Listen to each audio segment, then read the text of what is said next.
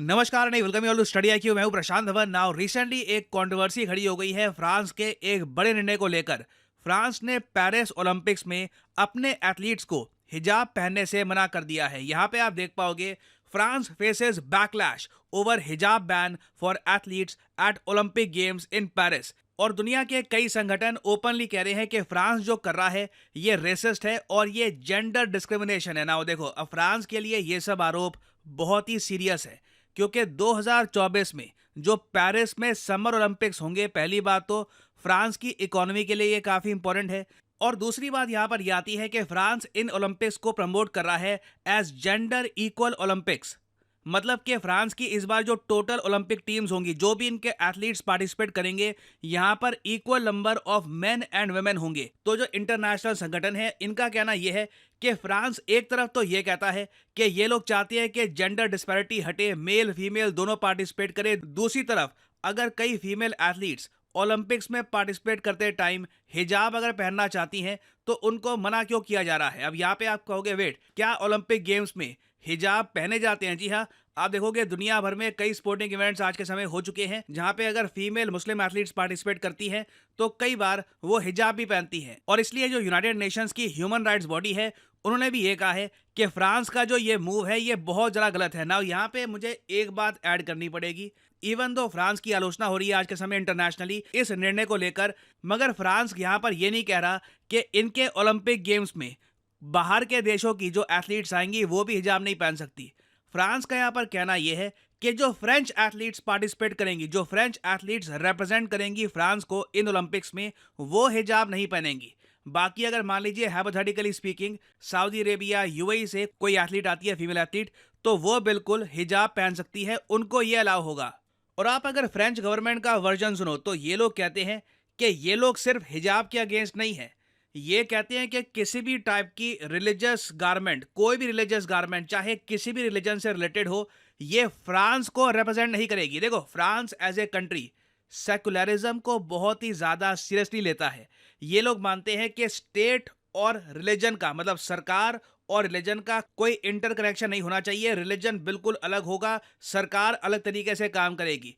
जब एक athlete France को रिप्रेजेंट करेगा इंटरनेशनल स्टेज पर, चाहे वो ओलंपिक्स हो या फिर कोई और स्पोर्टिंग इवेंट हो, वहां पे अगर वो कोई एक रिलीजियस गारमेंट पहनता है तो फ्रांस की सरकार मानती है कि वहां पे कहीं ना कहीं फ्रांस की जो सेकुलर आइडेंटिटी है इसको ठेस पहुंचती है। इसलिए फ्रेंच गवर्नमेंट ने अपने डिफेंस में ये कहा है कि ऐसा नहीं है कि ये लोग सिर्फ हिजाब को ही बैन कर रहे हैं, any religious garment is band. और देखो, अब फ्रांस के केस में ना आलोचना ज्यादा इसलिए हो रही है क्योंकि फ्रांस में लंबे समय से हिजाब को लेकर एक कंट्रोवर्सी रही है। फॉर एग्जांपल 2004 में फ्रांस ने पब्लिक स्कूल्स में, जो इनके सरकारी स्कूल्स हैं, private schools is a different matter, कोई प्राइवेट स्कूल अपने स्कूल में क्या वो रूल्स बनाते हैं, दैट इज देयर डिसीजन, मगर जो सरकारी स्कूल हैं वहां पर इन्होंने हिजाब बैन कर दिए थे 2004 में। और सबसे ज्यादा इंटरेस्टिंग बात यह है कि फ्रांस का जो ये हिजाब बैन है एट द ओलंपिक्स, इसको लेकर आईओसी, इंटरनेशनल ओलंपिक कमेटी, और डब्ल्यूईएफ, वर्ल्ड इकोनॉमिक फोरम, इन्होंने कहा है कि देखिए ये ओलंपिक्स अभी भी हम कहेंगे जेंडर इक्वल ओलंपिक्स है, मगर यूएन कह रहा है कि नहीं, ये बहुत ज़्यादा गलत किया गया है।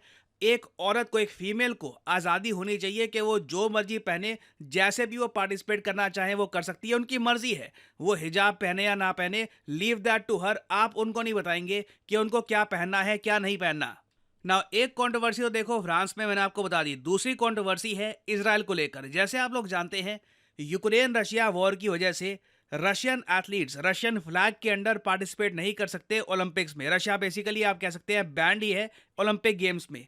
तो कई लॉ मेकर्स हैं फ्रांस में, वो ये बात रेज करते आए हैं कि अगर आप रशिया को बैन करोगे बिकॉज ऑफ वॉर, तो जो इजराइल कर रहा है हमास वॉर में गाजा पट्टी के लोगों के साथ, उसको हम इग्नोर कैसे कर सकते हैं। तो कई लॉ मेकर्स हैं फ्रांस में, वो ओपनली कह रहे हैं कि ओलंपिक कम्युनिटी को सैंक्शन करना चाहिए इजराइल को, ऑल टुगेदर इजराइल को बैन करने की बात की जा रही है फ्रॉम दी ओलंपिक्स। और देखो, एक तरफ तो ये डिमांड उठ रही है, हालांकि फ्रांस ने और इंटरनेशनल ओलंपिक कमेटी ने साफ साफ कह दिया है कि इजराइल पर कोई भी बैन नहीं लगाया जाएगा। मगर दूसरा एस्पेक्ट यहाँ पर यह भी है कि इजरायली एथलीट्स जो पार्टिसिपेट करेंगे फ्रांस के ओलंपिक्स में, इनको चिंता है सिक्योरिटी को लेकर। आप अगर हिस्ट्री में देखोगे तो जब 1972 जर्मनी में म्यूनिक ओलंपिक्स हुए थे, तब इजरायली एथलीट्स को मारा गया था आतंकवादियों द्वारा। तो ओलंपिक गेम्स में इजरायली एथलीट्स की सिक्योरिटी हमेशा एक हॉट टॉपिक रहा है और इसराइल ने इस बार ये कहा है कि ये लोग अपनी खुद की सिक्योरिटी फोर्सेस भी भेजेंगे जो इंश्योर करेंगी कि इजरायली एथलीट्स ओलंपिक्स के दौरान सेफ रहे। और ईरान इसके रिस्पॉन्स में ये कह रहा है कि the presence of Israeli security forces contradict the spirit of Olympics. तो अगेन देखो कंट्रोवर्सी ना लगातार बढ़ती जा रही है। पहले तो ये लोग कह रहे हैं कि हिजाब बैन कर दिया, फिर आप इजराइल को अलाउ कर रहे हो कि इजराइल पार्टिसिपेट कर सकता है गेम्स में, साथ ही साथ इजराइल की जो सिक्योरिटी फोर्सेस हैं ये भी पेरिस में होंगी ड्यूरिंग दी ओलंपिक्स। तो कोई बड़ी बात नहीं है, जैसे जैसे ओलंपिक गेम्स और करीब आएंगे कई मुस्लिम मेजोरिटी कंट्रीज ये इशू रेज भी कर सकती है यूएन में और जगह, और डिस्क्रिमिनेशन का जो इशू है ये ओपनली उठाया जा सकता है ना। यहाँ पे मैं आपसे पूछूंगा कि फ्रांस का जो ये हिजाब बैन है इसको लेकर आपका क्या व्यू पॉइंट है? क्या आप मानते हैं कि फ्रांस की पॉलिसी सही है, या फिर आप मानते हैं कि ये पॉलिसी रेसिस्ट है और यहाँ पर डिस्क्रिमिनेशन की जा रही है अगेंस्ट मुस्लिम एथलीट्स? लिखेगा इसके बारे में कमेंट सेक्शन में, मैं जानना चाहूंगा आपका ओपिनियन। और फाइनली आप लोगों से एक सवाल पूछूंगा मैं यहाँ पर, पॉल कगामे ये नाम बहुत लंबे समय से न्यूज में रहा है, अफ्रीका के एक दिग्गज नेता हैं, लंबे समय से ये एक अफ्रीकन देश के प्रेसिडेंट रहे हैं। आपको बताना है कि हाल ही में ये रीअपॉइंट कर दिए गए हैं as the president of which country? ये है यहाँ पे आपकी ऑप्शंस, रवांडा, सूडान, तुनिसिया या फिर इजिप्ट। कमेंट सेक्शन में करिए उत्तर। जो लोग सही आंसर देंगे उनकी कमेंट को मैं हार्ट दे दूंगा ताकि बाकी लोग समझ पाएं कि सही आंसर क्या है। और फाइनली यहाँ पर मैं ये भी ऐड कर दूं कि famous American investor Warren Buffett की एक बहुत ही ज़्यादा अच्छी कोट है कि दुनिया में सबसे अच्छी इन्वेस्टमेंट अगर आपको कहीं करनी है तो खुद पे करो, the more you learn the more you will earn. और आपके सामने गोल्डन अपॉर्चुनिटी है 22 तारीख तक की, क्योंकि 22 जुलाई तक, ये डेट याद रखिएगा, 22 जुलाई ये है आखिरी दिन स्टडी आईक्यू की मेगा सेल का जो अभी के लिए एक्टिव है स्टडी आईक्यू के सभी कोर्सेज पर। मगर आपके लिए मैं कहूँगा सबसे ज़्यादा एक अच्छा मौका है स्टडी आईक्यू के प्रतिज्ञा बैच को ज्वाइन करने का। और प्रतिज्ञा बैच इतना यूनिक, इतना स्पेशल इसलिए है क्योंकि स्टडी आईक्यू सभी यूपीएससी एस्पिरेंट्स को ये कह रहा है कि आइए let's prepare for UPSC examination. जैसे ही आपका प्रीलिम्स क्लियर होता है आपको मिल जाएगा कंप्लीट रिफंड और मेंस और इंटरव्यू की तैयारी। आइए आप दिल्ली में स्टडी आईक्यू के साथ मिलकर करिए। ये एक बहुत यूनिक बैच है और ये बैच बिल्कुल रिसेंटली ही स्टार्ट हुआ है। आप इसको जितना जल्दी ज्वाइन करेंगे, चैप्टर 1 से आपकी तैयारी स्टार्ट हो जाएगी।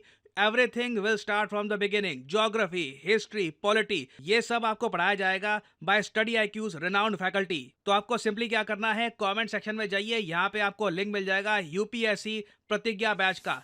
इस लिंक पर करिए क्लिक और आपके सामने खुल जाएगा ये पेज, और यहाँ पे आप परचेज कर सकते हैं स्टडी आईक्यू का प्रतिज्ञा बैच, जिसमें अभी एक हैवी डिस्काउंट चल रहा है। ये मैं कहूँगा बहुत लंबे समय के बाद ऐसा अवसर आता है कि स्टडी आईक्यू का एक नया बैच ये लॉन्च हुआ है और साथ ही साथ स्टडी आईक्यू की सेल भी एक्टिवेट हो चुकी है। तो इस सेल का फायदा उठाने के लिए सिंपली यहाँ पर कोड डालिए PD10 and the prices will start falling. So use the code PD10 and save money. और इसी नोट के साथ ये है वीडियो का अंत। Thank you for listening and as I always say, may the gods watch over you.